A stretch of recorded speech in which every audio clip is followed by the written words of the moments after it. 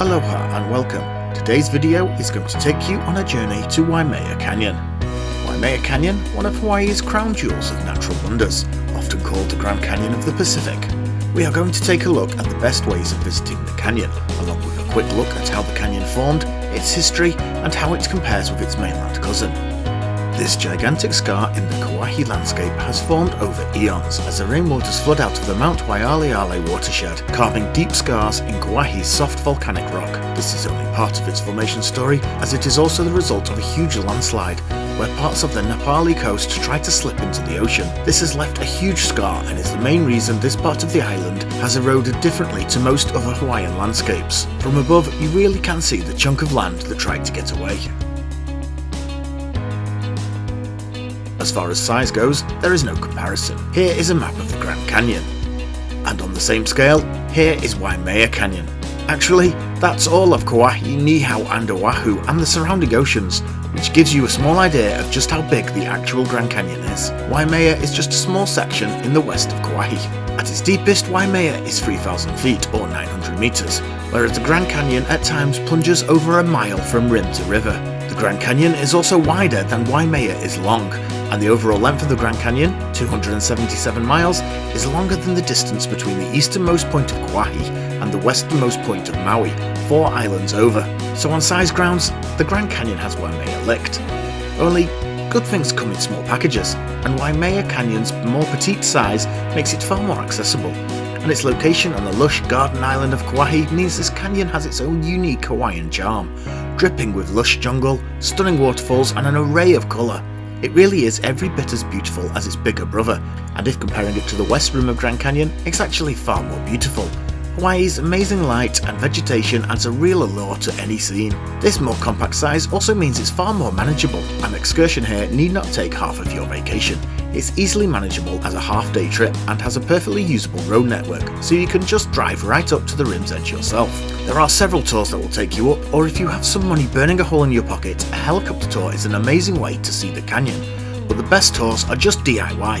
Hop in your car and just explore, and that is exactly what we're going to look at today. If you want to visit by helicopter, take a look at our amazing Jack Harter helicopter tour review in the description or click up above.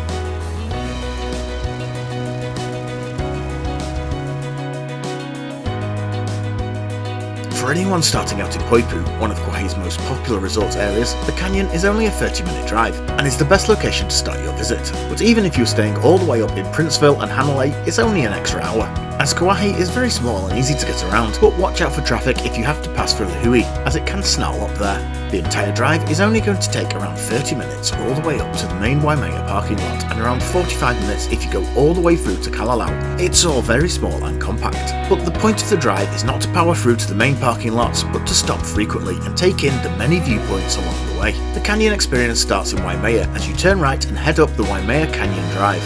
This first section is quite steep and a little windy, but overall it's well made and a perfectly fine roadway, nothing to fear at all.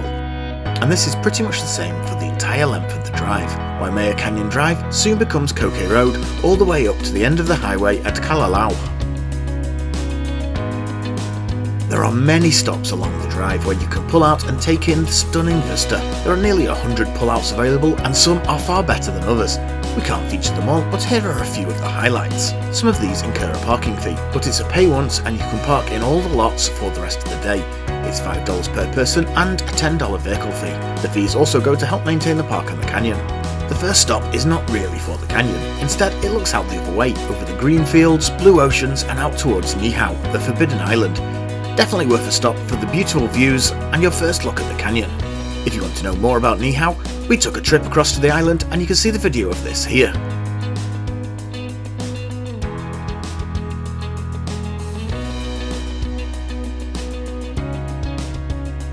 This is a popular stop and offers a unique waterfall surrounded by red dirt, hence the name. Here you will also find the Groot Rock that looks remarkably like Groot from Guardians of the Galaxy, looking out over the stunning scenery. A little further up the road there are some more lookouts with nice views of the lower canyon. There are several more stops along this part of the highway, but overall you are still in the foot valleys of the canyon and you need to get a little bit further up. Once the Canyon Drive merges onto Kauai Road, there are fewer pullouts, but they each offer better views. This is the first official lookout and has a few facilities and often rangers on hand to ask questions.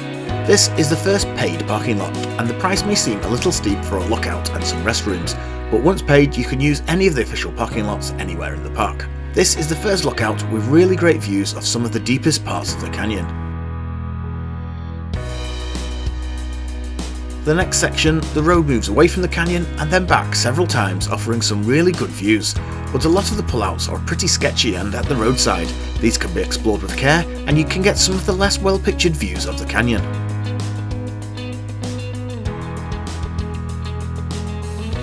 The Pu'ukapele lookout is one of our favourite lookouts and offers great views across the valley towards the beautiful Waipo'o Falls. The pullout itself is large with some great facilities including picnic tables and restrooms.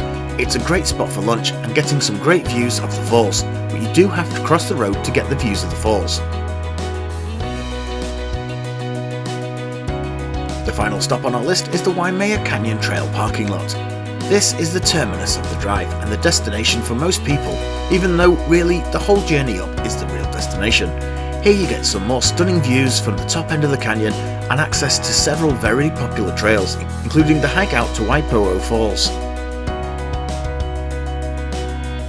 There are many excellent hikes in this part of the canyon, including some really technical and long hikes out to the ridges over the Napali coast.